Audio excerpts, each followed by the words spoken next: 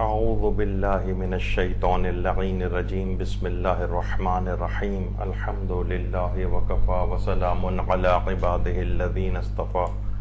اللہم صل علی محمد وآل محمد۔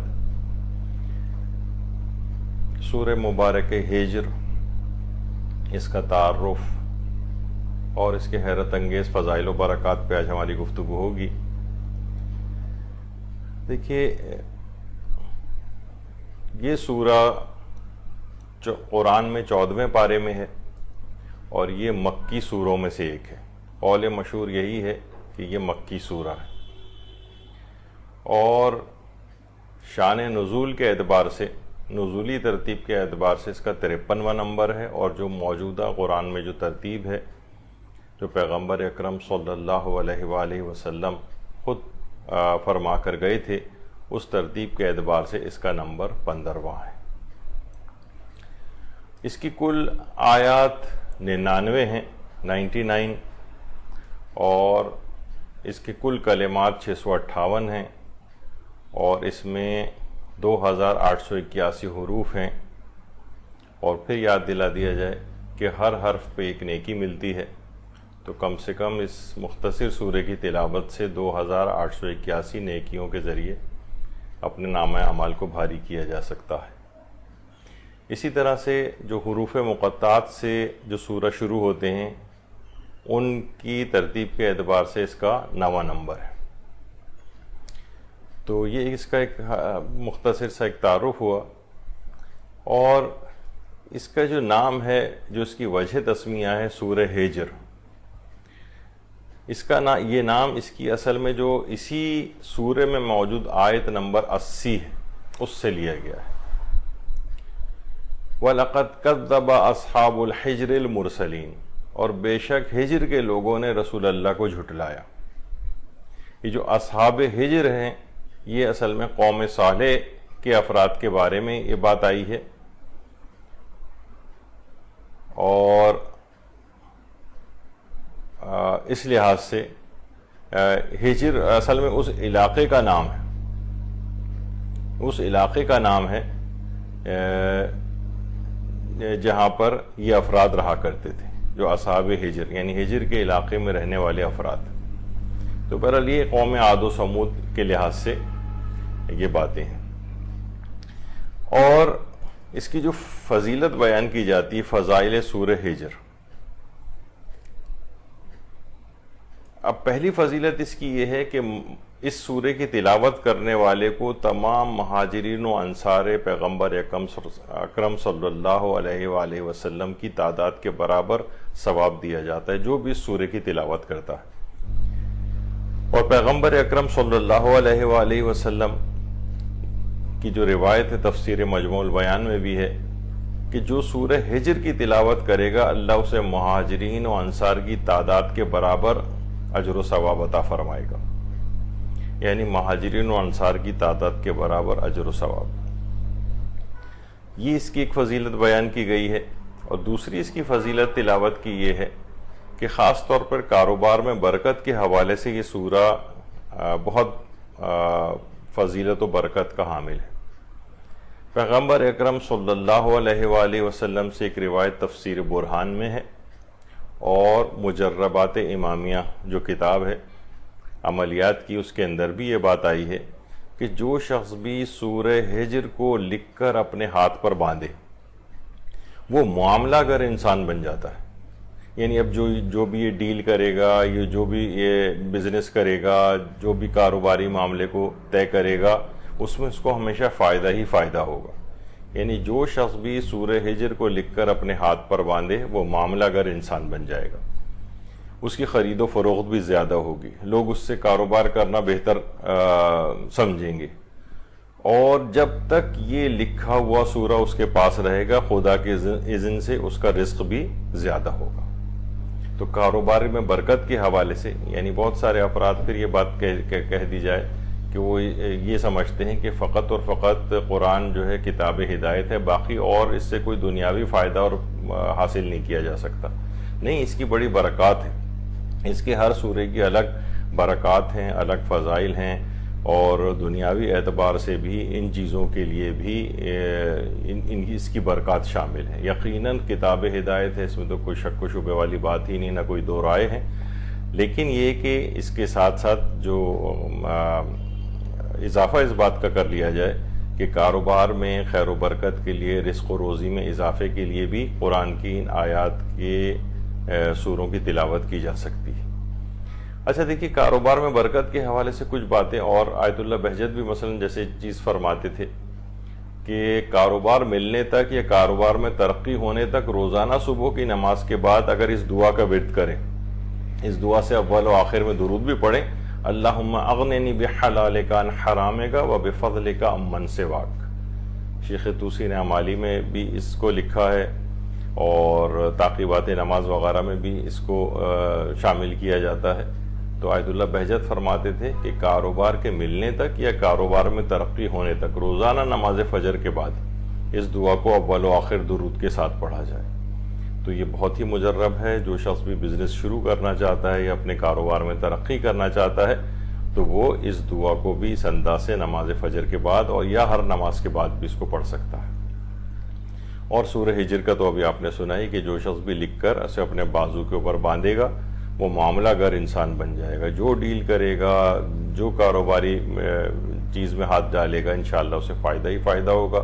خرید و فروخت بھی اس کی بہت زیادہ ہوگی، لوگ اس سے کاروبار کرنے میں بہتری سمجھیں گے، یعنی کہ یہ ویسا شخص ہے کہ اس سے ہمیشہ کاروبار کرنے میں فائدہ لوگ سمجھیں گے اس کو۔ اور جب تک یہ لکھا ہوا سورہ اس کے پاس ہوگا، خدا کے اذن سے اس کا رزق بھی اضافہ ہوتا رہے گا۔ اسی طریقے سے رزق میں اضافے کے حوالے سے یعنی جو کچھ اور سورے بھی ہیں، جیسے پیغمبر اکرم صلی اللہ علیہ وآلہ وسلم کی روایت تفسیر برہان کی 5ویں جلد میں ہے کہ جو بھی شخص سورہ القاریہ کو لکھ کر اپنے پاس رکھے گا اس کی روزی وسیع ہو جائے گی۔ یعنی روایات میں ان چیزوں کو بھی بات بیان کی گئی ہے کہ رزق اور روزی کو وسیع کرنے کے لیے یعنی قرآن صرف کتاب ہدایت کے طور پر ہی نہیں ہے، جو وہ تو خیر اس کا ایک مین تو وہ تو اہم ترین چیز ہے کہ قرآن ہدایت کے لیے نازل ہوا ہے، لیکن اس کی اور برکات بھی بہت ہیں۔ اس کو فقط ایک ہی اس میں محدود نہیں کر دینا چاہیے، لامحدود اس کی صفات ہیں قرآن کی، اور لامحدود فضیلتیں ہیں جو دنیا اور آخرت ہر چیز کے اوپر جو چھائی ہوئی۔ تو سورہ القاریہ کو لکھ کر اپنے پاس رکھنے، سورہ ہجر کو اپنے بازو پہ باندھنا ہے، سورہ القاریہ کو لکھ کر اپنے پاس رکھنا ہے۔ اسی طرح سے وسعت رزق کے حوالے سے بے تحاشا اگر کوئی شخص چاہتا ہے کہ اس کی روزی کشادہ ہو جائے تو آیت اللہ سید عبد الکریم رضوی کشمیری یہ فرماتے تھے کہ روزانہ 110 بار سورہ والعادیات کی تلاوت رزق و روزی کو بہت زیادہ کشادہ کر دیتی ہے۔ روح و ریحان جو کہ آیت اللہ سید عبد الکریم کشمیری کے حالات کے اوپر لکھی گئی ہے، ان کی سوانح اور سیرت پہ، اس کے اندر یہ بات ان کے حوالے سے نقل کی جاتی ہے۔ روزانہ 110 دفعہ سورہ والعادیات، اور اس میں کیلکولیشن کی گئی ہے سورہ کو 110 دفعہ پڑھنے میں تقریباً 35 منٹ لگتے ہیں۔ اس کو ایک ہی نشست میں بھی مکمل کرنا ضروری نہیں ہے، اگرچہ بہتر ضرور ہوتا ہے کہ ایک ہی نشست میں اس کو جو ہے پڑھ لیا جائے، لیکن اگر بالفرض نہیں بھی ہے، اٹھتے بیٹھتے چلتے پھرتے، خواتین ہیں کچن میں کام کرتے ہوئے، مرد حضرات ہیں ڈرائیو کرتے ہوئے، یا مثلاً اپنے آفس وغیرہ کے کاموں کے ساتھ ساتھ اس عدد کو مکمل کر سکتے ہیں، اور دن کے مختلف اوقات میں تقسیم کر کے بھی سورہ کو پڑھ سکتے ہیں۔ تو بہرحال کوئی اتنا مسئلہ نہیں ہے۔ سورہ والعادیات بہت چھوٹا سورہ ہے، اس پہ ڈسپلے بھی ہو رہا ہے کہ اتنی مختصر آیات کے اوپر مشتمل ہے، اس کو کیلکولیشن کی گئی ہے، مشکل سے 30 سے آدھا گھنٹہ ٹوٹل 110 بار پڑھنے میں اس کو لگتا ہے۔ تو یہ بھی رزق اور روزی کے حوالے سے یعنی بے تحاشا کشادہ کرنے والی چیزوں میں سے ایک ہے۔ یہ اس کے ساتھ اس وجہ سے ذکر کر دی گئی سورہ ہجر میں کیونکہ رزق اور روزی کے حوالے سے بات ہو رہی تھی، تو کچھ اور سورہ بھی ایسے ہیں کہ ان کی بھی انسان تلاوت کرے یا اپنے پاس رکھے یا اپنے ہاتھ پر باندھے۔ آپ نے دیکھا کہ مختلف سوروں کے حوالے سے الگ الگ بات کہی گئی، تو اس لحاظ سے بھی ان سوروں کی کافی اچھی یعنی فضائل و برکات کے حوالے سے اس میں روایات آئیں۔ ہر دل عزیز بننے کے لیے سورہ ہجر کو پڑھنے والا ہر دل عزیز ہو جاتا ہے، یہ بھی ایک روایت ہے حضرت پیغمبر اکرم صلی اللہ علیہ وآلہ وسلم۔ اللہم صلی علی محمد وآل محمد۔ تفسیر برہان میں بھی ہے، اور مصباح کفمی میں بھی ہے کہ جو شخص بھی اس سورے کو لکھ کر اپنے سیف میں یا جیب میں رکھے گا تو جب بھی وہ باہر جائے گا وہ لوگوں کی گفتگو کا مرکز ہوگا، یعنی ہر دل عزیز ہوگا، ہر شخص اس کے متعلق بات کرے گا۔ بہت سارے افراد ایسے ہیں ہمارے کہ جو یہ کہتے ہیں کہ بھئی ہمیں لوگ جو ہیں کوئی اہمیت نہیں دیتے ہیں۔ ویسے انسان کو چاہیے کہ اپنے فضائل و کمالات میں اضافہ کرے اور کسی کا برا نہ چاہے، ہر شخص کے کام آئے، تو ویسے ہی ہر دل عزیز جو ہے وہ بن سکتا ہے۔ یہ تو نہیں کہ وہ دوسروں سے متکبرانہ سلوک کرے اور پھر یہ خواہش کرے کہ میں ہر دل عزیز بن جاؤں۔ ہر دل عزیز بننے کے لیے ہر دل عزیز ہونے والے اعمال بھی انجام دینا ہوتے ہیں، اور اس میں بغیر کسی غرض و غایت کے قربتاً الی اللہ مخلوق خدا کے کام آنے سے انسان کی عزت لوگوں کے دلوں میں ہوتی، یعنی اس میں کوئی نہ کوئی اگر نیگیٹو ہو کہ اس کے دماغ میں کوئی چیز ہے یا عدلے کے بدلے کے طور پر کوئی چیز ہے تو شاید وہ پھر ایسا نہ کر سکے۔ لیکن بہرحال دعاؤں کے اعتبار سے، یعنی وہ تو عمل کے اعتبار سے تھا، دعا کے اعتبار سے یا قرآنی سورہ کے اعتبار سے یہ ہے کہ جو شخص اس سورے کو لکھ کر اپنی جیب میں رکھے گا، یا ایک روایت میں یہ بھی ہے کہ اپنے جہاں پر بھی اس کا مال و دولت وغیرہ ہوتا ہے، سیف ہے، کوئی لاکر ہے یا اس طرح کی کوئی بھی چیز، تو اس کو یا تو وہاں رکھے، تو روایت میں کہ جب بھی وہ باہر جائے گا تو لوگوں کی گفتگو کا مرکز ہوگا، یعنی لوگ اس کے متعلق بات کریں گے، لوگ اس کے متعلق یعنی ہر دل عزیز ہوگا، لوگ اس کی غیر موجودگی میں بھی اچھے لحاظ سے اس کا تذکرہ کریں گے۔ اور دنیاوی فضیلتوں اور برکات کے اعتبار سے سورہ کی ایک اور یہ بھی ہے کہ بہت سی مائیں ایسی ہیں کہ جو کہ کم شیری کا شکار ہوتی ہیں، یعنی دودھ ان کا اتنا نہیں ہوتا بچے کو پلانے کے لیے، تو اس کو بھی روایت میں آیا ہے۔ یہ بھی ہمارے پیغمبر اکرم صلی اللہ علیہ وآلہ وسلم کی روایت ہے جو کہ تفسیر برہان میں آئی ہے، مجربات امامیہ میں بھی یہ بات آئی ہے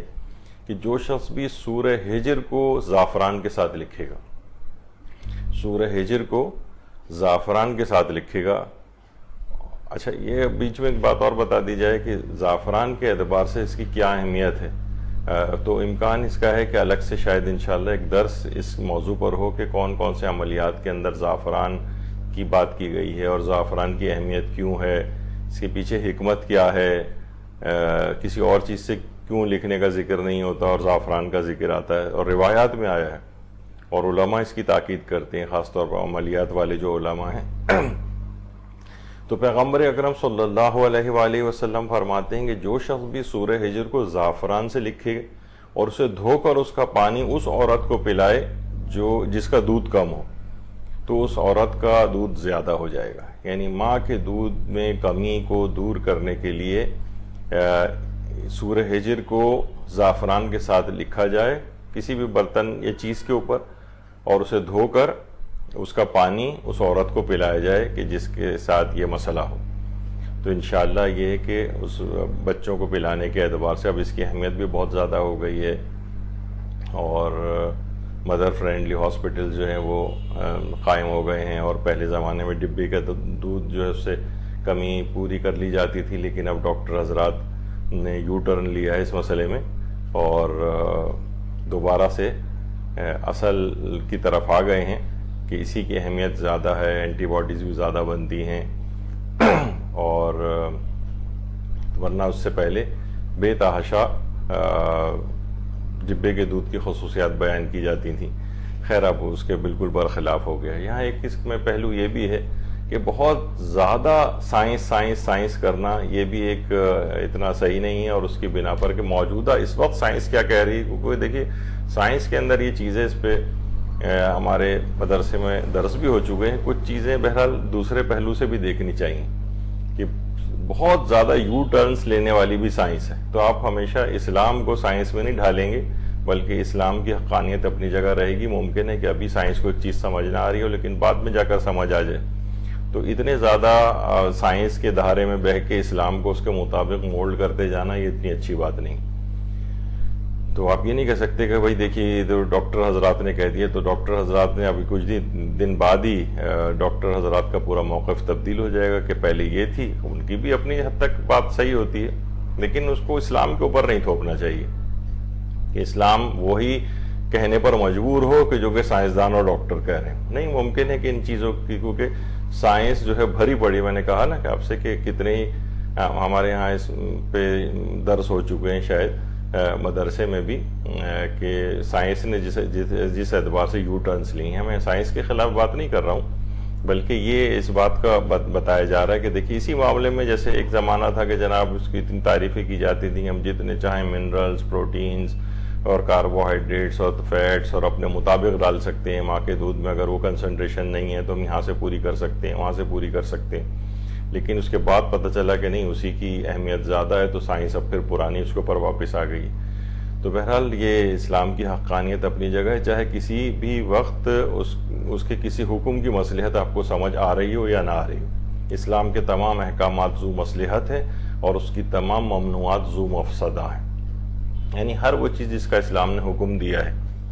اس میں کوئی نہ کوئی مصلحت پائی جاتی ہے، ہر وہ چیز جس کا اسلام نے منع کیا ہے اس میں کوئی نہ کوئی مفسد اور خرابی پائی جاتی ہے جب اسلام نے اس کو منع فرمایا ہے. تو ہمیں بس یہ اس میں بیچ میں ایک پیغام والی بات بھی تھی کہ بہرحال ماں کی دودھ کی کمی کو دور کرنے کے لیے بھی روایت میں یہ بات آئی ہے کہ سورہ ہجر کو زعفران سے لکھ کر اور اسے دھو کر اس کا پانی ماں کو پلایا جائے تو اس کا یہ عارضہ دور ہو جاتا ہے. اسی طرح سے اس کی دنیاوی برکات میں سے ایک ہے تقویت حافظہ کے لیے. درمان با قرآن کے نام سے رضا کریمی قبلہ نے یہ ایک کتاب لکھی ہے جس میں قرآنی آیات کے ذریعے علاج کو لکھا گیا ہے. تو یہ بہت ساری چیزیں دیکھیے ایسی ہیں کہ جو اس سلسلے کے ماہرین ہوتے ہیں ان کے اپنے تجربات ہیں. ہر چیز کے لیے روایت کا مانگنا یہ کوئی ضروری نہیں ہے. محسوس یہ کیا گیا ہے، یعنی اس کے بھی تجربات کیے گئے ہیں. جس طریقے سے دیکھیے سائنس کے مختلف تجربات ہوتے ہیں اور ایک تجربات کے بعد ایک نتیجہ بہت سارے تجربات کو دیکھ کے نکالا جاتا ہے. اس طرح جو عملیات کے علماء ہیں، میں وہ جعلی عاملوں کی بات نہیں کر رہا، نہیں جنہوں نے پوری زندگی اس میں لگائی ہے، انتہائی متقی و پرہیزگار اور صاحب علم افراد کی بات کر رہا ہوں. تو اس لحاظ سے ان کے کچھ تجربات ہیں. تو درمان با قرآن میں رضا کریمی نے لکھا ہے اس بات کو کہ اس سورہ کی جو آیت نمبر 9 ہے، آیت نمبر 9 اِنَّا نَحْنُ نَزَّلْنَا الذِّكْرَ وَإِنَّا لَهُ لَحَافِظُونَ،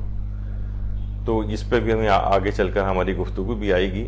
تو جو کہ اس کی مشہور ترین آیات میں سے اس سورہ کی. اس آیت کو 41 مرتبہ 41 بار اگر خشک انجیر پر پڑھ کر روزانہ اس کے چند دانے کھائے جائیں تو روایت میں یہ بات آئی ہے، یعنی اس کو نوٹ بھی کیا گیا ہے اس بات کو علماء کے تجربات میں، عملیات کے علماء کے تجربات میں، کہ اس کا حافظہ بہت قوی ہو جاتا ہے. یعنی ایک تو خود انجیر کے حوالے سے بھی یہ بات ہے، لیکن اس انجیر جو خشک انجیر ہے 41 دفعہ اس سورہ ہجر کی آیت نمبر 9 کو پڑھا جائے اور اس کے روزانہ چند دانے کھائے جائیں تو اس کا حافظہ بہت قوی ہو جاتا ہے. 41 مرتبہ سورہ ہجر کی آیت نمبر 9. تو اس لحاظ سے یہ بہت اہم ہے. اس سورہ کی خیر و برکات اور اس کی جو انڈیویجول آیات ہیں اس کے حوالے سے بھی یہ بات ہے. اور حافظے میں قوی کرنے کے اعتبار سے آیت اللہ شبیری زنجانی فرماتے ہیں، جو کلیات ختوم و اذکار جواد شعبانیہ مفرد کی جو کتاب ہے اس میں ان سے بات منسوخ کی گئی ہے کہ آیت اللہ شبیری زنجانی فرماتے تھے کہ قوت حافظہ بڑھانے کے لیے امام حسین سے توسل بہت مجرب ہے. اور مثال دیتے تھے کہ آقا شیخ تقی اصفہانی جو آقا نجفی کے نام سے معروف تھے، وہ حافظے کی کمی کا سخت شکار تھے، بڑے پریشان تھے. ایک دفعہ حرم امام حسین علیہ السلام تشریف لے گئے اور جیسے ہی ان کی قبر امام حسین پر نگاہ پڑی تو انہوں نے تڑپ کر امام حسین سے توسل کیا اور کہا کہ مولا اگر حافظہ نہ ہوگا تو میں دین کی تبلیغ کیسے کروں گا. اسی وقت سے ایسا حافظہ پیدا ہو گیا کہ کتب اربع جو ہیں ہماری، اصول کافی، تہذیب الاحکام، استبصار، ملا یازر الفقی، ان تمام کی جو روایات ہیں اس طرح سے سند اور متن کے ساتھ حفظ ہو گئیں جیسے ان کے گویا ان کے سامنے ہی تحریر ہو. تو امام حسین سے علیہ السلام سے توسل، کیونکہ بات یہ ہو رہی ہے کہ سورہ ہجر قوت حافظہ کو بڑھانے کے لیے بہت مجرب ہے، تو قوت حافظہ کو بڑھانے کے لیے امام حسین علیہ السلام سے توسل بھی بہت مجرب ہے. سورہ ہجر کے ساتھ ساتھ امام حسین سے توسل بھی کیا جائے، طالب علموں کے لحاظ سے بھی ہے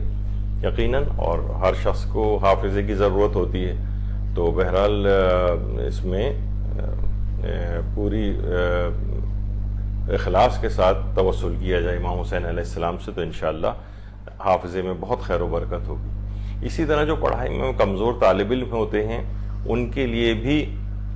شیخ طوسی نے اپنی کتاب جو ہے مصباح المتحجد، اس میں اس بات کو نقل کیا کہ ہر روز صبح کے وقت ناشتے پر اگر 100 مرتبہ اس ذکر کو پڑھا جائے، لا الہ الا انت یا ربی کل شیء و وارثہ، اسے ذکر حضرت ادریس بھی کہا جاتا ہے. اس ذکر کو 100 مرتبہ اگر ناشتے پر پڑھ کر پھر ناشتہ کیا جائے تو اس سے حافظہ بہت زیادہ قوی ہو جاتا ہے، کن ذہنی دور ہو جاتی ہے، مطالب سمجھ میں آنے لگتے ہیں. تو یہ سب چیزیں ہیں طالب علموں کو بتانی چاہیے، بچوں کو شروع سے کروانی چاہیے. والدین کی ذمہ داریوں میں سے ایک ہے کہ ان چیزوں کو استعمال کریں، فقط ہر وقت صرف مادی چیزوں کی اس کے اوپر نہ رہیں، ورنہ پھر ظاہر ہے کہ جب یہ اس قسم کے اذکار آئیں گے ان کی دین کی طرف بھی رغبت ہوگی اور خیر و برکات سے ان اذکار کو پڑھنے سے وہ راہ راست پہ بھی رہیں گے. بہت ساری اس طرح کی چیزیں، فقط یہ صرف حافظہ ہی قوی نہیں ہوتا ہے بلکہ ان نورانی کلمات کے ذریعے انسان کے اندر بھی ایک نورانیت پیدا ہوتی ہے اور بہت سارے اور فوائد بھی ساتھ ساتھ ہی حاصل ہو جاتے ہیں. تو ناشتے پر 100 مرتبہ اس ذکر کا پڑھنا یعنی یہ کن ذہنی کو دور کرتا ہے. کسی کوئی غبی ہو بہت اور باتیں سمجھ میں نہ آتی ہوں، کلاس میں سمجھ میں نہ آتا ہو، کمزور طالب علم ہوتے ہیں تو ان کو بھی آگے بڑھانے کے لحاظ سے، بلکہ تمام طالب علموں کو چاہیے کہ اس میں اپنے آپ میں بہتری پیدا کرنے کے لیے ان اذکار کو اس انداز سے پڑھیں. اسی طریقے سے ایک اور ہے جو تفسیر برہان کی 8ویں جلد میں ہمارے پیغمبر اکرم صلی اللہ علیہ وآلہ وسلم فرماتے ہیں کہ جو شخص بھی باقاعدگی سے سورہ والشمس کی تلاوت کرے گا تو وہ جہاں کہیں بھی ہوگا اللہ اسے توفیق عطا فرمائے گا اور اسے زیادہ حافظہ عطا فرمائے گا، اور وہ لوگوں میں باعظمت اور مقبول بھی ہوگا. یعنی سورہ ہجر تو اپنی جگہ پر ہے ہی تقویت حافظہ کے لیے، اس کی آیت نمبر 9 اِنَّا نَحْنُ نَزَّلْنَا الذِّکْرَ والی، لیکن اس کے ساتھ کچھ اور سورہ بھی ہیں جو کہ حافظے کو قوی کرنے والے ہیں، جس میں ایک سورہ والشمس ہے. اس سے توفیقات کے خزانے بھی ملتے ہیں. دیکھیے بہت ساری چیزیں اس پہ خیر ہمارے دروس بھی یہاں پر ہو چکے ہیں کہ توفیقات کو کیسے حاصل کیا جاتا ہے، توفیقات کو کیسے بعض اوقات آئی ہوئی توفیق ہاتھ سے نکل جاتی ہے، وہ کن وجوہات سے توفیقات ہاتھ سے سلب ہوتی ہیں، کن وجوہات کی بنا پر نیک اعمال کو انجام دینے کی توفیقات ملتی ہیں. بہت سارے افراد آپ نے دیکھا ہے کہ کس قدر دین کے اندر آگے بڑھ جاتے ہیں، کیسے کیسے کارنامے انجام دیتے ہیں. تو کوئی نہ کوئی تو ایسی چیز ہوتی ہوگی نا ان کے پاس کہ جس کی وجہ سے اور کو یہ فضیلت نہیں ملی اور ان کے حصے کے اندر وہ چیز آ گئی. تو توفیقات کو کیسے انسان بڑھائے خود ایک بہت بڑی چیز ہے. اس پہ یہاں درس بھی ہو چکے ہیں، کوئی بھی انٹرنیٹ پہ چاہے تو سرچ کر سکتا ہے توفیقات حاصل کرنے کے طریقے اس عنوان سے. تو بہرحال سورہ والشمس کی جو باقاعدگی سے تلاوت کرے گا تو پیغمبر اکرم فرماتے ہیں تفسیر برہان میں کہ جہاں کہیں بھی ہوگا اللہ اسے توفیق عطا فرمائے گا، اس کا حافظہ قوی ہو جائے گا اور وہ لوگوں میں باعظمت اور مقبول ہوگا. تو یہ اس کا ایک بڑی اہمیت ہے. سورہ ہجر کے ضمن کے اندر ہی کچھ اضافی باتیں بھی نقل کی جا رہی ہیں. اسی طریقے سے اگر کوئی شخص یہ بھی رسول اکرم صلی اللہ علیہ وآلہ وسلم فرماتے ہیں جو شخص بھی سورہ فتح کو لکھ کر آب زمزم سے دھوئے اور وہ پانی پی لے تو لوگوں میں اس کی بات مانی جائے گی اور جو چیز سنے گا وہ یاد ہو جائے گی. حافظہ کے حوالے سے بھی ہے اور وہ مقبول القول ہو جائے گا، یعنی اس کی بات مانی جائے گی، اس کی بات سنی جائے گی، لوگ اس کی بات کو اہمیت دیں گے. بہت سارے لوگ کہتے ہیں کوئی ہماری بات کی اہمیت نہیں ہوتی.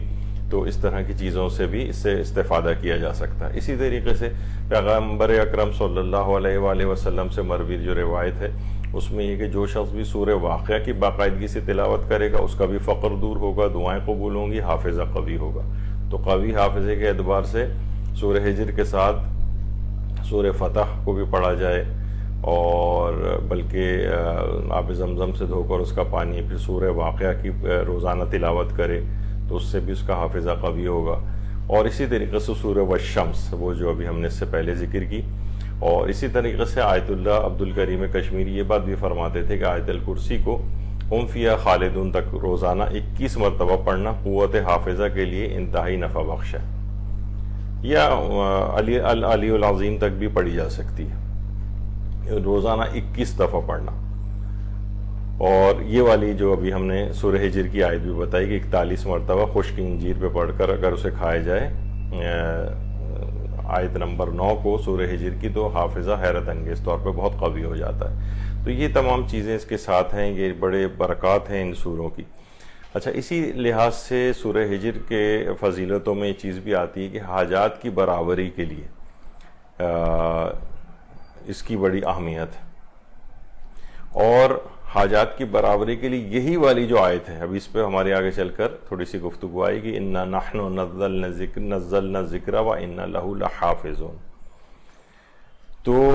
اس کو اگر کوئی شخص 1000 مرتبہ خالص نیت اور توجہ کے ساتھ پڑھے کسی بھی حاجت کے لیے، یعنی کوئی مخصوص حاجت ہو دماغ میں رکھیں، یا حاجات کا کوئی مجموعہ ہو اس کو دماغ میں رکھیں، اور 1000 دفعہ اس آیت کو پڑھیں، اِنَّا نَحْنُ نَزَّلْنَا الذِّكْرَ والی، تو یہ بہت ہی مجرب ہے کہ وہ حاجت یا حاجات لازمی قبول ہو جاتی ہیں۔ تو اس لحاظ سے حاجات کی قبولیت کے اعتبار سے بھی اس کی بڑی اہمیت ہے۔ اسی طرح سے بلاؤں اور مشکلات سے حفاظت کے لیے ثواب الاعمال میں شیخ صدوق نے بھی اس روایت کو لکھا ہے کہ ہمارے چھٹے امام جعفر صادق علیہ السلام نے پیغمبر اکرم صلی اللہ علیہ وآلہ وسلم سے یہ روایت نقل کی ہے کہ جو شخص بھی ہفتے میں ایک بار اپنی نمازوں میں سورہ ابراہیم، اور یعنی ایک رکعت میں سورہ ابراہیم اور دوسری رکعت میں سورہ ہجر،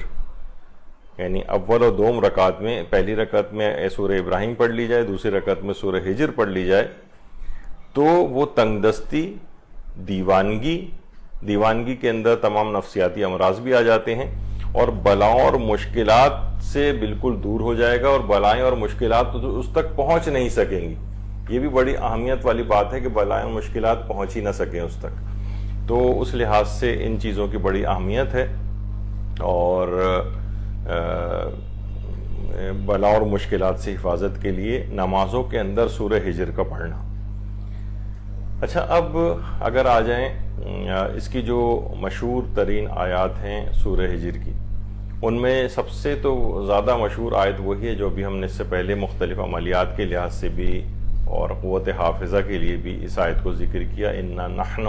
نَزَّلْنَا الذِّكْرَ وَإِنَّا لَهُ لَحَافِظُونَ۔ تو اس کو آیت محافظت قرآن بھی کہا جاتا ہے، یعنی جو مشہور آیات ہیں ان کے کچھ عنوانات بھی ہیں۔ یہ خود ایک اہم ایک ٹاپک ہے کہ کچھ مشہور ترین آیات کو ایک الگ سے نام بھی دیا گیا ہے۔ ان میں آیت محافظت قرآن، یہ سورہ ہجر کی یہی آیت نمبر 9 ہے۔ اچھا، اکثر مفسرین نے اس آیت کو قرآن میں عدم تحریف کی جو آیات ہیں دلائل کے طور پر اس میں اس کو شمار کیا ہے، کیونکہ تفسیر میں ذکر سے مراد قرآن کو لیا گیا، اِنَّا نَحْنُ نَزَّلْنَا الذِّكْرَ، ہم نے ذکر یعنی قرآن کو اتارا ہے، تو اور ہم ہی اس کی حفاظت کرنے والے ہیں، تو اس سے مراد قرآن ہے۔ اچھا،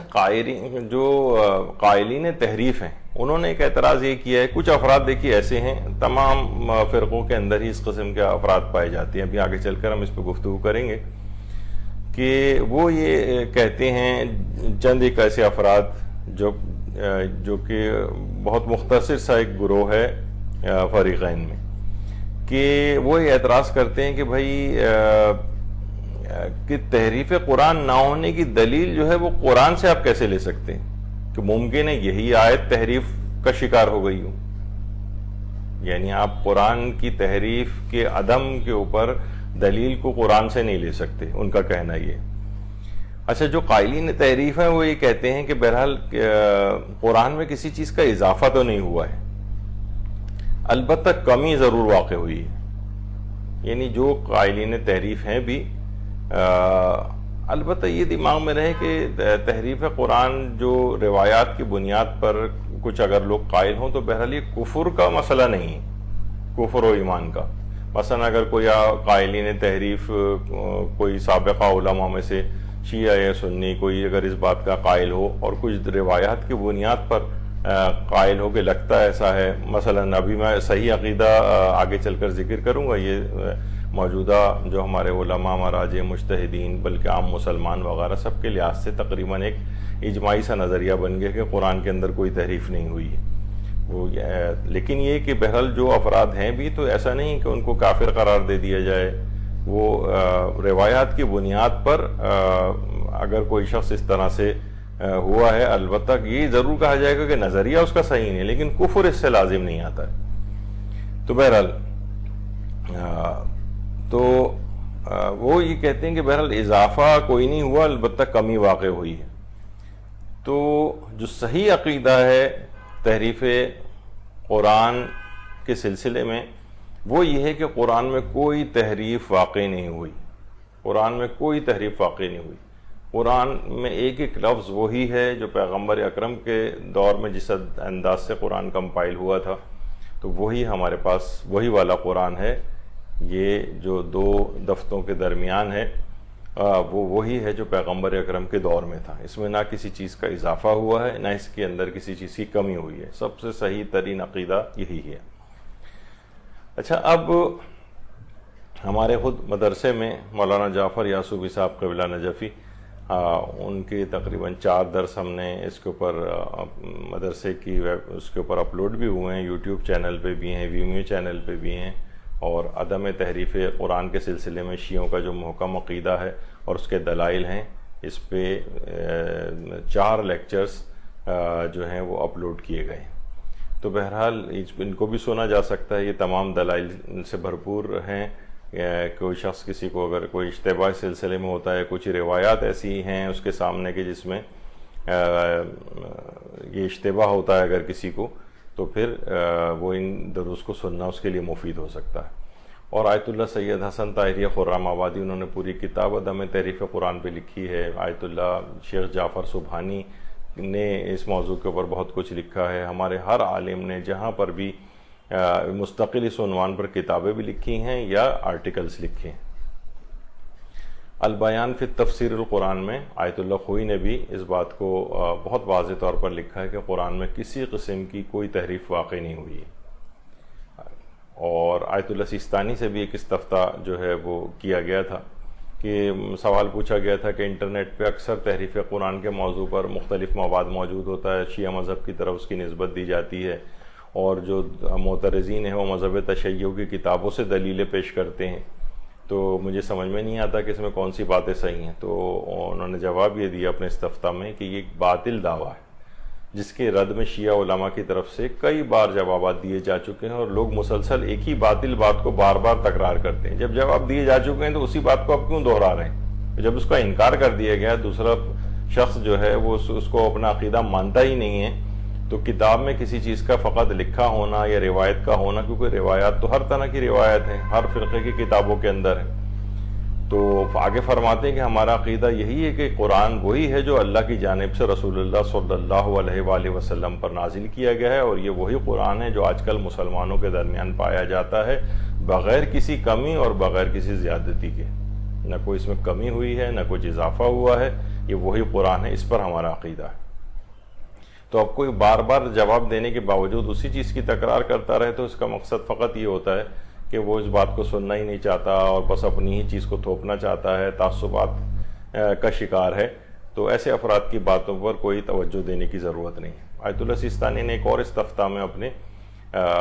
جو ہے وہ غیر شیعہ حضرات کے حوالے سے بہت سی کتابوں کا اور ان کے علماء کا اور بعض اصحاب رسول کا بھی اس میں تذکرہ کیا ہے کہ جو کہ تحریف قرآن کے قائل تھے، لیکن کیونکہ ظاہر ہے کہ اس بات کو فریقین تسلیم نہیں کرتے ہیں، ہر فرقہ یہ کہتا ہے کہ نہیں اس سے پاک ہے، تو زبردستی ہمیں ایک دوسرے کے اوپر اس کو تھوپنے کی کیا ضرورت ہے۔ یہی وجہ ہے کہ ڈاکٹر اسرار احمد نے بھی یہ بات کہی تھی اپنی اس کتاب کے اندر، شیعہ و سنی مفاہمت کی ضرورت اور اہمیت کے عنوان سے جو ان کے بیانات ہیں، اس میں جس کو مرکزی انجمن خدام القرآن لاہور نے شائع کی ہے، تو اس میں انہوں نے یہ کہا کہ اہل تشیع کا یا اہل تشیع کا مستند موقف بہرحال یہی ہے کہ ہم اسی قرآن کو تسلیم کرتے ہیں اور فرماتے ہیں کہ مجھے یقین ہے کہ حضرت علی علیہ السلام کا مرتب کردہ قرآن بھی اگر کہیں دنیا میں پھر ظاہر ہو تو وہ بھی سوائے ترتیب نزولی کے بے عین ہی یہی قرآن ہوگا جو آج ہمارے پاس ہے، اور ہرگز اس میں کسی ایک آیت کی بھی کمی و بیشی نہیں ہوگی۔ تو بہرحال مستند موقف انہوں نے کہا ہے کہ جو شیعہ حضرات ہیں ان کا یہی ہے کہ قرآن میں کسی طرح کی کوئی کمی بیشی نہیں ہوئی ہے، تو اس پہ علماء اس کے قائل ہیں۔ تو بہرحال یہ کہ قرآن کی دیکھیے بہت غیر معمولی حفاظت کا انتظام کیا گیا ہے اللہ کی طرف سے، یعنی اس کے الفاظ بھی محفوظ ہیں، اس کے معنی بھی محفوظ ہیں، اس کا رسم الخط بھی محفوظ ہے، اور عملی طور پر بھی اس کی حفاظت ہوئی ہے، زبان کے اعتبار سے بھی حفاظت ہوئی ہے، اور جس پر یہ قرآن نازل ہوا ہے اس کی سیرت کی بھی بہت حفاظت ہوئی ہے، یعنی خود پیغمبر اکرم نے حفاظت قرآن کے لیے الگ سے اقدامات بھی کیے ہیں، اور اس کی متن کی حفاظت کے اقدامات بھی کیے ہیں، یعنی جیسی کوئی آیت نازل ہوتی تھی پیغمبر اکرم صلی اللہ علیہ وآلہ وسلم اس کو فوراً اپنے اصحاب سے لکھوا لیا کرتے تھے۔ اصحاب باصفا جو تھے پیغمبر کے، وہ ان آیات قرآنی کو حفظ کر لیا کرتے تھے، اور یہ اس کے متن کی حفاظت تھی، جیسے کہ آپ لوگ اس سے پہلے بھی سنتے رہتے ہیں، کتابوں میں پڑھتے ہیں کہ درختوں کی چھالوں وغیرہ کے اوپر لکھ لیا جاتا تھا اس کو، یعنی ذہن کے اعتبار سے بھی حفاظت ہوتی تھی، حافظے میں بھی حفاظت ہوتی تھی، کثرت سے اس کی تلاوت ہوتی تھی، اور اس طرح سے لکھوا بھی لیے تحریر بھی کروا لی جاتی تھی تاکہ متن کی بھی حفاظت رہے۔ اسی طرح سے اس کے معنی و مفہوم کی حفاظت کے اقدامات بھی پیغمبر اکرم کی طرف سے کیے جاتے تھے، کیونکہ دیکھیے اگر مفہوم کی حفاظت کا انتظام نہ ہو تو الفاظ میں تحریف کرنا تو پھر بہت ہی آسان ہو جاتا ہے، تو اس پیغمبر نے اس کے مطابق عمل کر کے بھی دکھایا، سیرت کے ذریعے بھی قرآن کی حفاظت کی، تو معنی و مفہوم کی حفاظت کے اقدامات پیغمبر اکرم صلی اللہ علیہ وآلہ وسلم خود کر کے گئے۔ اسی طرح سے مثلا عربی زبان کی حفاظت کے اعتبار سے بھی اس پہ کام ہوا، اور دیکھیے اگر ہم دیکھیں جو لسانیات کی جو تاریخ ہے اس میں کوئی بھی زبان جو بھی ہوتی ہے دیکھتے ہیں ہم 300 یا 400 سال سے زیادہ کوئی بھی زبان عام طور پر اس طرح سے محفوظ نہیں رہتی، ختم ہو جاتی ہے، یا اس میں دوسری زبانوں میں جو ہے وہ مل جاتی ہے، جا کر ضم ہو جاتی ہے ان میں، یا اس میں اتنا تغیر واقع ہو جاتا ہے کہ پہلی والی حیت ہی اس کی باقی نہیں رہتی۔ ہم پرانی اردو ابھی کچھ ہی عرصے پہلے کی دیکھتے ہیں، میر امن دہلوی کی اردو جو جس انداز سے ہوتی تھی، اور رجب علی بیگ سرور یا سرور، تو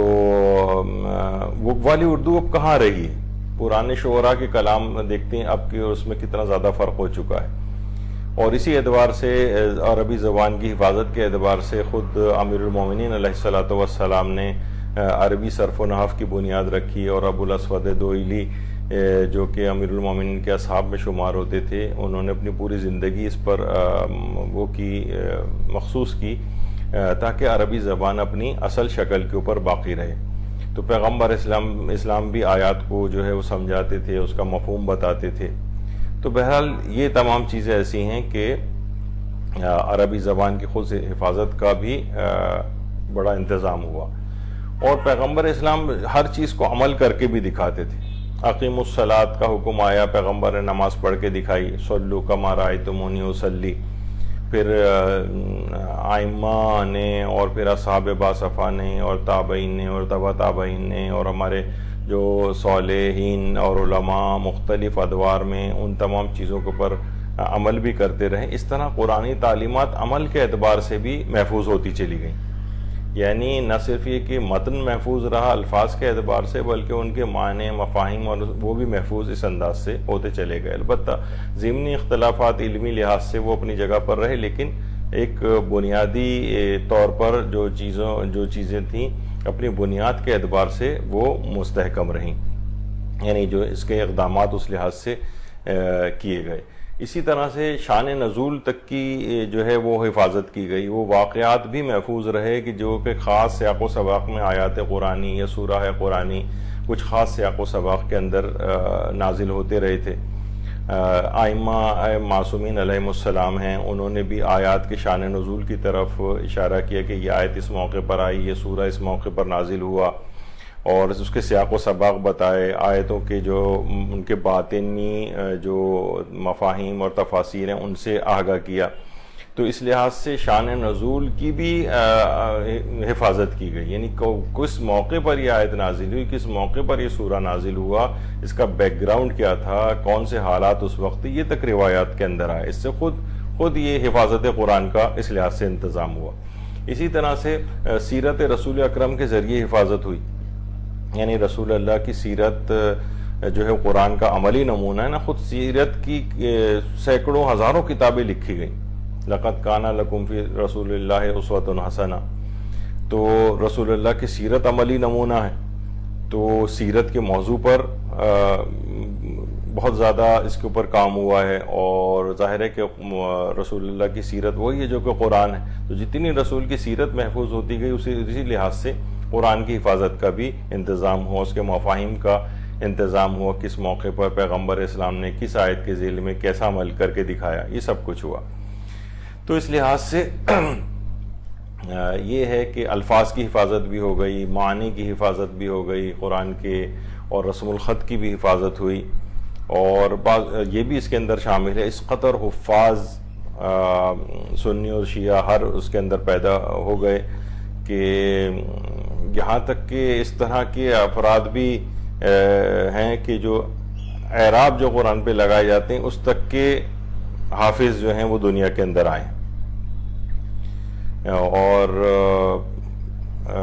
بڑی عجیب و غریب آج کل بہت سارے کتنے ایسے ماشاءاللہ بچے ہیں کہ جو قرآن کو کسی بھی انداز سے سنا سکتے ہیں، حفظ کا ایسا زبردست انتظام ہوا ہے. تو بہرحال شیعی نقطۂ نگاہ سے سب کے نزدیک قرآن ہر قسم کی تحریف سے مبرہ ہے. اور جہاں تک ہم اس لحاظ سے کہیں کہ جو ضعیف یا ناقابل اعتبار روایات وہ تو سنی شیعہ دونوں ماخذوں میں آئی ہیں. طرفین کی روایات تحریف قرآن کے اوپر موجود ہیں. اگر کوئی دوسرا شیعہ حضرات کی کتابوں سے کچھ تحریف قرآن کی روایت دکھائے گا تو شیعہ بھی اس لحاظ سے دوسرے فریق کی کتابوں سے نکال کر دکھا دیتے ہیں، اور مانتے دونوں میں سے کوئی بھی نہیں ہے کہ تحریف قرآن ہوئی ہے. تو اس لحاظ سے ایک غیر ضروری ایک عبث بحث کو لے کر آنا وہ کہ بھئی جب دونوں آپ اس کے قائل ہی نہیں ہیں تو ایک زبردستی تھوپنے کی ایک دوسرے کے اوپر اس عقیدے کو کیا ضرورت ہے. مثلا مثال دی جاتی ہے جیسے ہمارے دیوبندی حضرات کے بہت بڑے عالم عارف جنہیں کہا جاتا ہے انور شاہ کشمیری صاحب، ان کی فیض الباری جو صحیح بخاری کی شرح کے طور پر ہے، تو اس کے اندر انہوں نے اس بات کو لکھا ہے کہ واضح ہو کہ تحریف کے بارے میں تین آراء ہیں. ایک جماعت کی رائے یہ ہے کہ آسمانی کتابوں میں ہر طرح کی تحریف ہوئی ہے، لفظی بھی اور معنوی بھی. اس رائے کی طرف ابن حزم جو ایک عالم تھے، برادران اہل سنت کے بڑے علماء میں ان کا شمار ہوتا ہے، وہ اس طرف مائل ہوئے ہیں. ایک اور گروہ کا قول یہ ہے کہ تحریف کم مقدار میں یعنی کمی ہوئی ہے، یعنی کہہ دیں کہ شاید ابن تیمیہ ان کی رائے کا میلان اسی طرف ہے. اور ایک جماعت نے تحریف لفظی کا سرے سے انکار کیا ہے، پس جو تحریف ہوئی ہے وہ ان کے نزدیک معنوی تحریف ہوئی ہے. تو انور شاہ کشمیری فرماتے ہیں کہ میرا قول یہ ہے کہ اس رائے کا لازمہ یہ ہے کہ قرآن بھی تحریف شدہ ہو، کیونکہ اس میں تحریف معنوی بھی کچھ کم نہیں ہے، اور میری تحقیق یہ ہے کہ قرآن میں لفظی تحریف بھی ہوئی ہے. اب اللہ ہی بہتر جانتا ہے کہ ان جامعین قرآن یعنی صحابہ سے عمدن ایسا ہوا ہے یا کسی مغالطے کی وجہ سے ایسا ہوا ہے. تو بہرحال اگر کوئی پیش کرنا چاہے تو بہرحال اس طرح سے روایات دوسرے فریق کے پاس بھی موجود ہے. الاتقان فی علوم القرآن علامہ جلال الدین سیوطی کی جو کتاب ہے، اردو میں بھی اس کا ترجمہ ہو چکا ہے، اس کی دوسری جلد میں بھی ہے کہ ابن عمر حضرت عبداللہ ابن عمر جو حضرت عمر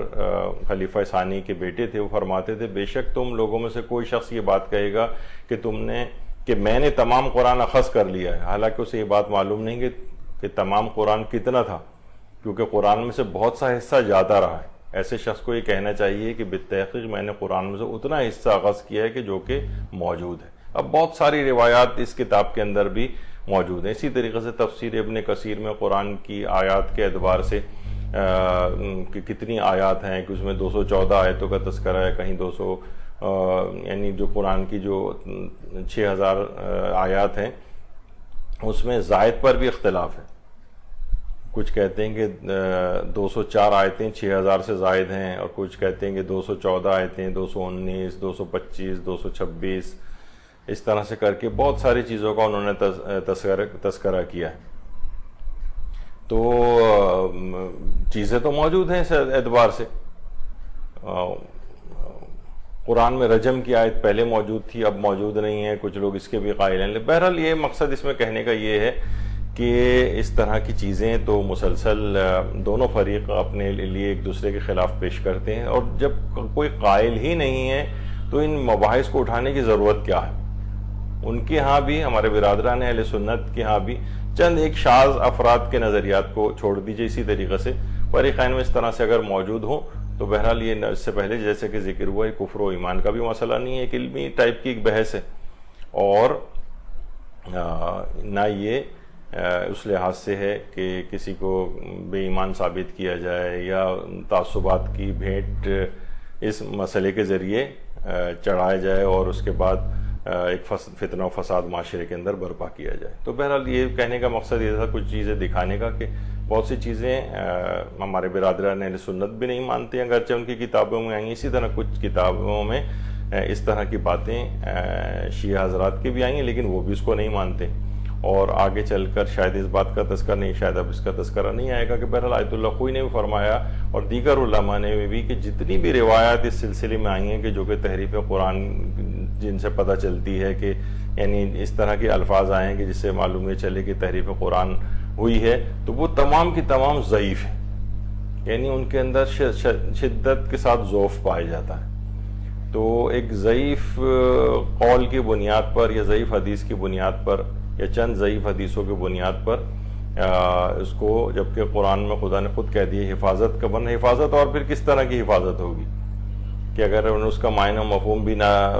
حفاظت اس کی ہو سکے، نہ اس کے الفاظ کی حفاظت ہو سکے، تو یہ تو ایک لحاظ سے اس آیت کا بھی انکار ہو جائے گا، اگرچہ اس پہ بھی بہت مباحث موجود ہیں، لیکن بہرحال جو اس کی سب سے مشہور آیت تھی اِنَّا نَحْنُ نَزَّلْنَا الذِّکْرَ وَإِنَّا لَهُ لَحَافِظُونَ، ہم نے اس کو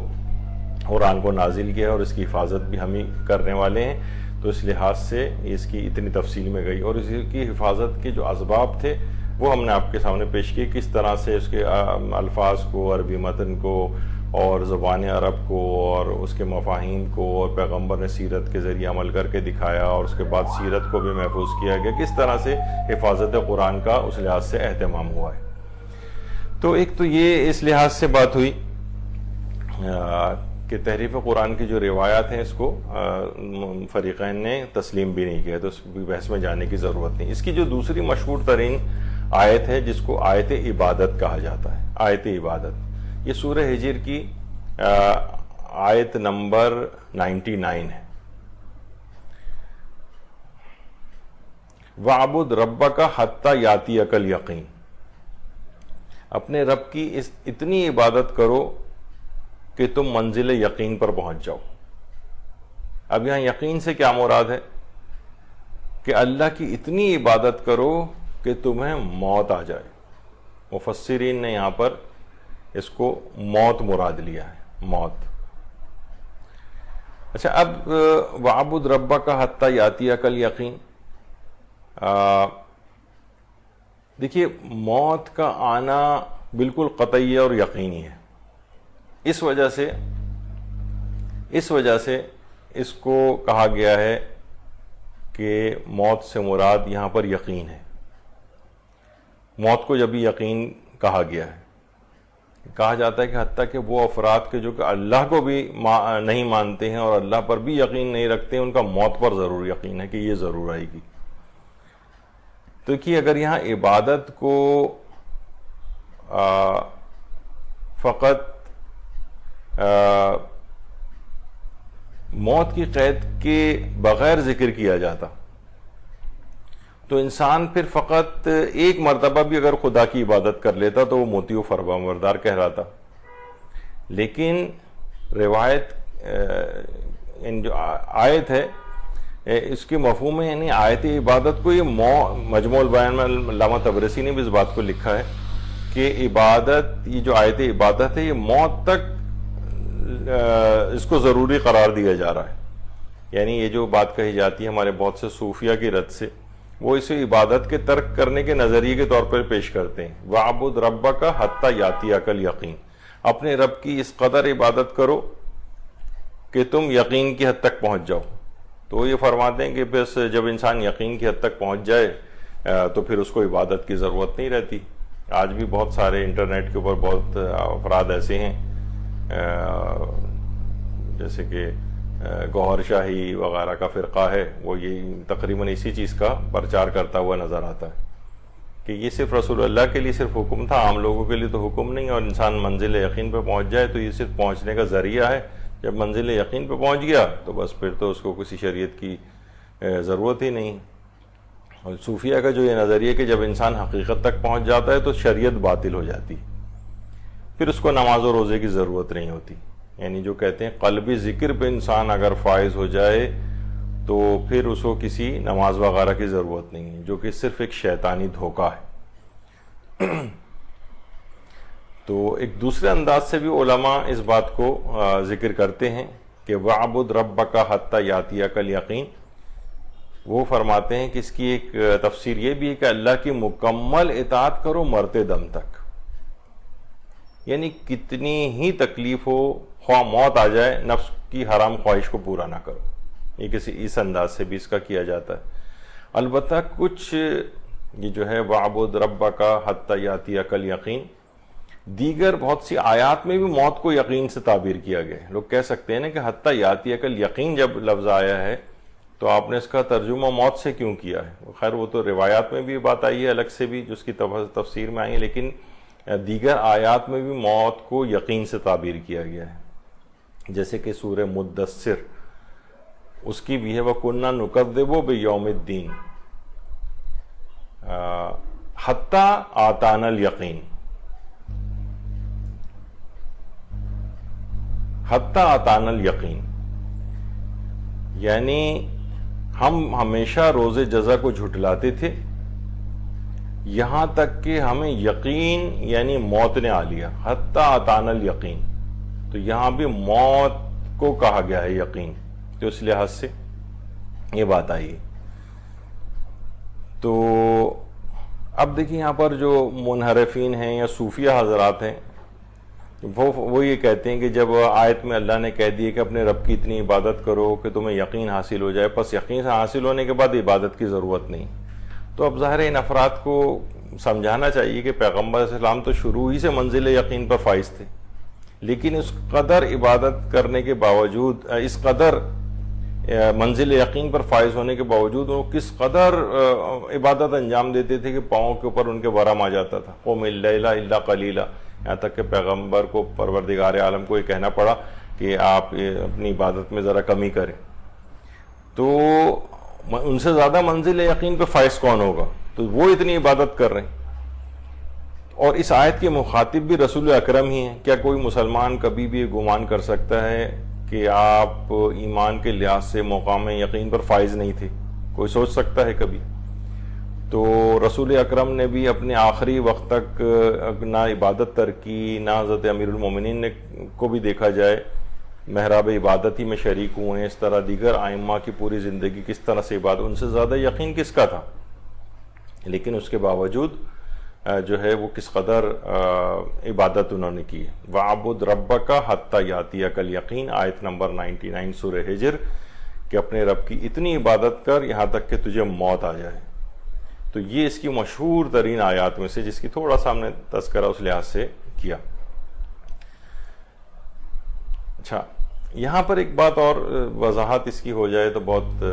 اچھا ہے کہ صوفیہ حضرات اس آیت کو استعمال کرتے ہیں۔ دیکھیے ایک بات یاد رہے کہ تصوف کی اکثر تعلیمات اہل بیت کے راستے سے جدا ہیں،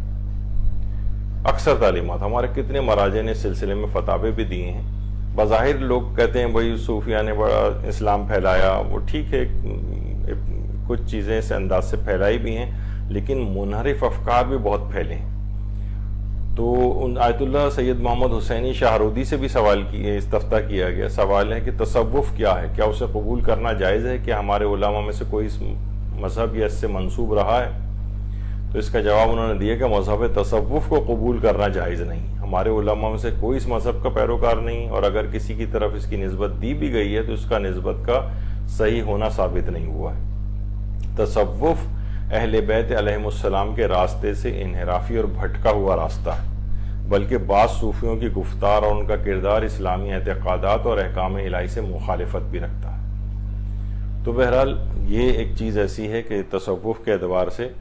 آیت اللہ سیستانی نے بھی اپنے بہت سے استفتاحات میں اس بات کا ذکر کیا ہے، اور فرماتے ہیں کہ عرفان کا مطلب معرفت خدا ہے۔ آج کل عرفان اور تصوف کو باہم ملا دیا جاتا ہے، جبکہ عرفان اسلامی الگ چیز ہے، تصوف الگ ہے۔ انبیاء اور ائمہ نے جس عرفان کی طرف لوگوں کی رہنمائی کی ہے وہی حقیقی عرفان ہے، لیکن ائمہ کے مقابلے میں عرفان کے دعوے داروں نے جو مذہب ایجاد کیا ہے وہ باطل کے پیروکار ہیں، ان سے دور رہنا چاہیے۔ تو بہرحال علماء نے بڑی اس کی سختی کے ساتھ مذمت کی ہے، اور تصوف کو یا صوفیانہ جو نظریات ہیں اس کو عرفان اسلامی سے الگ سمجھنا چاہیے۔ اور آیت اللہ سیستانی نے بھی بہت سے اس سلسلے میں نظریات اپنے جو ہے نا وہ بیان کیے ہیں۔ خاص طور پر اس میں بھی علماء کی تھوڑی سی پھر بحث آ جائے گی، ہم اس پہ فی الحال اتنا نہیں جا رہے محی الدین ابن عربی کے افکار پر، لیکن زیادہ تر بڑی کثیر تعداد میں علماء ہیں کہ جنہوں نے اس کی سختی کے ساتھ اس کی مخالفت کی ہے اور اس کو راہ اسلام سے بھٹکا ہوا قرار دیا ہے۔ البتہ کچھ علماء ایسے بھی ہیں کہ جنہوں نے اس کی تعویلات کی ہیں، اس کی ابن عربی کی مختلف، اور اس کی شرح بھی کی ہیں اس کے کلام کی۔ تو بہرحال آیت اللہ سیستانی بھی فرماتے ہیں کہ ہم اس کی تائید نہیں کرتے ہیں، یہ تمام اس قسم کی جو کتابیں جس میں ابن عربی کے اقوال پیش کیے جاتے ہیں، اس کی تعلیمات وغیرہ، تو اور صرف بہترین چیزیں وہی ہیں ساری عقائد کے اعتبار سے یا عرفان کے اعتبار سے جو ہمارے اکابر علماء امامیہ نے قرآن اور روایت اہل بیت کے مطابق پیش کی۔ اس کے لیے الگ سے ہمیں کسی اور تازہ ایجاد کی یعنی کوئی ضرورت نہیں ہے کہ ہم کسی اور ایسی چیزوں کی طرف جائیں کہ جو کہ قرآن اور اہل بیت کی تعلیمات میں نہیں پائی جاتی۔ اسی طرح سے دیکھیے بعض اوقات ہم صوفیہ کو وہ سمجھتے ہیں کہ بڑے صاحب کرامت ہوتے ہیں اور سب کچھ، وہ تو ظاہر ہے جب بھی انسان ضبط نفس کرتا ہے تو کچھ نہ کچھ اس کے ہاتھ میں چیزیں آ جاتی ہیں، کچھ نہ کچھ اس کے ہاتھ میں کرامات آ جاتی ہیں، تو لیکن اس سے بھی اس کو آزمایا جاتا ہے۔ آیت اللہ بہجت فرماتے تھے کہ عرفانی مراتب اور کرامات کے عاشق مت بنو، بعض اوقات اس طرح کے کام جہنم میں جانے کا باعث بن جاتے ہیں، کیونکہ مکروہات اور محرمات کا آپس میں رشتہ ہے۔ جسے بھی یہ طریقے اور مراتب مل جائیں اسے یہ نہیں سمجھنا چاہیے کہ اس کے لیے خدا کی طرف سے کرامت ہے، نہیں، بلکہ شاید یہ ان امتحانوں سے ہو جن امتحانوں سے نکلنا بہت مشکل ہو، مگر یہ کہ اس پہ خدا کا خاص لطف ہو جائے۔ جب بھی آپ دیکھتے ہیں کہ جو افراد اس طرح کے ہوتے ہیں وہ بلکہ اپنی کوئی سی چیز کو اس طرح سے ظاہر بھی نہیں کرتے، اور جو ظاہر کر رہا ہے اور وہ کرتب دکھا رہا ہے تو اس کا معنی یہ ہے کہ اگر کوئی چیز اس کے ہاتھ لگ بھی گئی ہے بالفرض تو یہ دنیا حاصل کرنے کے لیے اس طرح کی لوگوں کو اپنی طرف متوجہ کر رہا ہے۔ تو بہت ممکن ہے جیسے آیت اللہ بہجت فرماتے ہیں امتحانوں میں سے ایک امتحان بن جائے۔ تو بہرحال اس طرح کے لوگ عام طور پر کہتے ہیں کہ جناب وہ بڑے عارف کامل ہیں، یعنی عارف کامل کے معنی صرف ان کی یہ ہوتے ہیں کہ کوئی نہ کوئی کرتب دکھا سکتے ہیں۔ ہاں البتہ وہ جو علماء ہیں عارف کامل عام طور پر وہ اپنے آپ کو چھپا کے رکھتے ہیں، بعض اوقات ان کے مرنے کے بعد کچھ چیزیں جو لوگ ان کے قریب ہوتے ہیں وہ ان کے متعلق بیان کرتے ہیں، اس میں بھی اکثر بعض اوقات مرید نہیں اڑتے، کہا جاتا ہے نا پیر نہیں اڑتے مرید اڑایا کرتے ہیں، تو وہ والی چیز ہو جاتی ہے۔ آیت اللہ بہجت سے بھی منسوب بہت سی کرامات اس انداز سے پیش کی جاتی ہیں، لیکن وہ ان کے گھر والے اس کی تائید نہیں کرتے کہ ہم نے تو اپنی زندگی کبھی نہیں دیکھا، لیکن بہت سے لوگ اس طرح سے بیان کر رہے ہوتے ہیں۔ لیکن یہ ایسا نہ ہو کہ ان کا بالکل ہی انکار کر دیا جائے، یعنی واقعی بھی جو کرامت ان کی تھی اور علماء نے بیان کی ہے اس کو آپ کہیں کہ کیونکہ اس طرح کی بہت ساری باتیں مشہور ہو گئی لہذا کوئی بھی کرامت نہیں تھی، ایسا بھی نہیں۔ تو بہرحال یقینی ذرائع سے جو چیز ہو اس کو ماننے میں بھی حرج نہیں ہے، لیکن بہرحال یہ کوئی شخص ان کا خود سے عاشق نہ بنے، نہ ان کرامات کو حاصل کرنے کے لیے عرفان کو حاصل کرے، بلکہ پروردگار عالم کی بارگاہ میں اپنی اطاعت کو پیش کرے اور وہاں سے جو بھی اس کو فیض ملے اپنی حد تک رکھے اور دنیا کمانے کا اس سے ذریعہ نہ بنائے، جیسے کہ عام طور پر بہت سے صوفی حضرات نے ایسا کیا۔ خیر، تو اچھا، اب اس میں تیسری ایک مشہور ترین آیت اور ہے جو کہ آیت نمبر 88 سورہ ہجر کی، کہ لا تمدن عینیک الی ما متعنا بہ ازواجا منہم ولا تحزن علیہم واخفض جناحک للمؤمنین. آپ اپنی آنکھ اٹھا کر بھی ان چیزوں کی طرف نہ دیکھیں جن سے ہم نے مختلف قسم کے لوگوں یعنی کافروں کو بہرہ مند کیا ہے، نہ ہی ان کے بارے میں غمگین ہوں، اور اہل ایمان کے لیے اپنے بازوؤں کو پھیلا دیں، یعنی ان کے ساتھ شفقت کے ساتھ پیش آئیں، تواضع کے ساتھ پیش آئیں. تو اس کو آیت تواضع کہا جاتا ہے. یہ آیت نمبر 88 یہ بھی مشہور ترین آیات میں سے. خود تواضع کیا ہے، اس کی روایات میں مختلف طریقے بیان کیے گئے، یعنی کہ تواضع کس کو کہتے ہیں. تواضع میں امام حسن عسکری علیہ السلام فرماتے ہیں کہ تواضع میں سے ایک یہ بھی ہے کہ جس کے پاس سے گزرو اسے سلام کرو، محفل میں پیچھے بیٹھو. یعنی ہر وقت انسان صدر محفل آگے لوگوں کے سروں سے چھلانگیں لگاتے ہوئے بالکل آگے جا کر جو ہے وہ بیٹھنے کی فکر میں ہوتے ہیں، اسٹیج پر بیٹھنے کی فکر میں ہوتے ہیں. یہ تواضع کے خلاف ہے. سلام کرو خود سے بڑھ کر، خود سلام کے منتظر نہ رہو کہ دوسرے تمہیں سلام کر رہے ہیں. اس کا مطلب ہے تواضع نہیں ہے اگر ایسا خیالات ہے. اور محفل میں پیچھے بیٹھو، جہاں جگہ مل جائے وہاں بیٹھ جاؤ. اسی طریقے سے امام یہ بھی فرماتے ہیں جس پر سے تمہارا گزر ہو اسے سلام کرو. محفل میں ایسی جگہ بیٹھ جاؤ جو تمہارے مقام و شرف کے مطابق نہ ہو. یہ بھی تواضع میں سے، یعنی دیکھا جائے کہ آپ اپنے بہرحال مقام آپ کا ایسا ہے کہ آپ کو ذرا آگے جگہ دی جانی چاہیے. بہت سے لوگوں میں ایسی خصوصیات ہوتی ہیں، ظاہر ہے کوئی عالم ہے کچھ ہے، وہ تو اپنی اعتبار سے جا کر بیٹھے گا. بہرحال لوگوں کی ذمہ داری الگ ہے، اسے عزت اور شرف دے کے اسے آگے بلائیں. لیکن یہ کہ خود سے اس کی اپنی یہ نہ ہو کہ مجھے اہمیت دی جانی چاہیے، مجھے بڑے آگے لانا چاہیے لوگوں کو، میں لوگوں سے برتر ہوں. تو تواضع کے خلاف ہے. خود سے سلام کرو، ایسی جگہ بیٹھو جو تمہارے شرف کے فضیلت کے مطابق نہ بھی ہو، جہاں جگہ مل جائے وہاں پر بیٹھ جاؤ. اور ہمارے چھٹی امام جعفر صادق علیہ السلام اصول کافی میں فرماتے ہیں کہ تواضع میں یہ بھی چیز شامل ہے کہ انسان اپنے مرتبے سے کمتر مقام پر بیٹھے، جس سے ملے اس کو سلام کرے، جھگڑا کرنا چھوڑ دے چاہے وہ حق پر ہی کیوں نہ ہو. یہ بھی تواضع میں سے. تقوی و پرہیزگاری پر لوگوں سے اپنی تعریف نہ کروائے، یا کسی اور اچھے کام کا انجام دیا ہے اب وہ اس کو سوچ رہے کہ اب لوگ میری تعریف کریں. یہ تواضع کے خلاف چیز ہے. تو عاجزی اور تواضع اس لحاظ سے اختیار کریں. اور حضرت امام علی رضا علیہ السلام فرماتے ہیں کہ تواضع میں یہ بھی چیز شامل ہے کہ آپ لوگوں کو وہ چیزیں دیں جنہیں آپ چاہتے ہوں کہ لوگ آپ کو دیں. یعنی لوگوں کو ایسی چیزیں مہیا کرو جو اپنے لیے پسند کرتے ہو، وہی اپنے مسلمان بھائی کے لیے بھی پسند کرو. یہ بھی تواضع ہے. اور پیغمبر اکرم کی سیرت کا ہم دیکھیں کہ کس طرح سے وہ طریقہ تواضع ان کے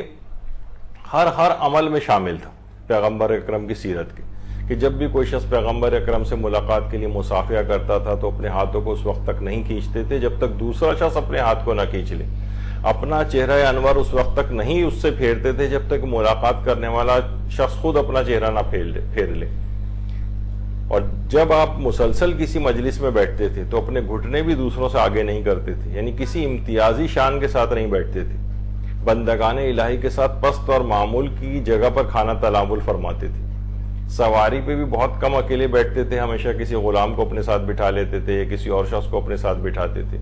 اپنی ازواج کے ساتھ گھریلو کاموں میں ہاتھ بٹاتے تھے. یہ سب تواضع ان کے ساری میں شامل.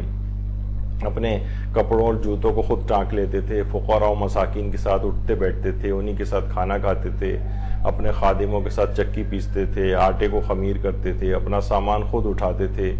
زمین پر ہی اپنی نشست و برخاست زیادہ رکھتے تھے. فرماتے تھے میں خدا کا بندہ ہوں، لہٰذا غلاموں کی طرح کھاتا ہوں اور غلاموں ہی کی طرح بیٹھتا ہوں. پیغمبر اکرم کو یہ بات بھی سخت ناگوار ہوتی تھی کہ لوگ آپ کی تعظیم کے لیے کھڑے ہو جائیں. جب بھی آپ کہیں تشریف لے جاتے تھے سب سے آخر میں بیٹھتے تھے. اپنے اونٹ کو خود گھاس ڈالتے تھے، اپنے اونٹ کو خود باندھتے تھے، اپنے گھر کی صفائی کرتے تھے، جھاڑو وغیرہ بھی دیتے تھے، بکریوں کا دودھ دوہتے تھے. اور اسی طرح ہر چھوٹے بڑے امیر غریب کو سلام میں خود ابتدا فرماتے تھے. گھر کا اور باہر جانے کا لباس ایک ہی تھا پیغمبر کا، کوئی جاہو حشم والا لباس نہیں ہوتا تھا. جو شخص حضرت کو دعوت دیتا تھا آپ ان کی دعوت قبول فرماتے تھے. جس چیز کی دعوت دی جاتی تھی اس کو حقیر خیال نہ کرتے تھے کہ وہ تھوڑا سا چاہے خرمائی کیوں نہ ہو، جیسے کہ عام طور پہ ہمارے ہاں ہوتا ہے کہ ہمارے شان دعوت نہیں ہوئی اور اتنا معمولی سا کھانا مثلا رکھ دیا گیا. ایسا نہیں ہوتا تھا.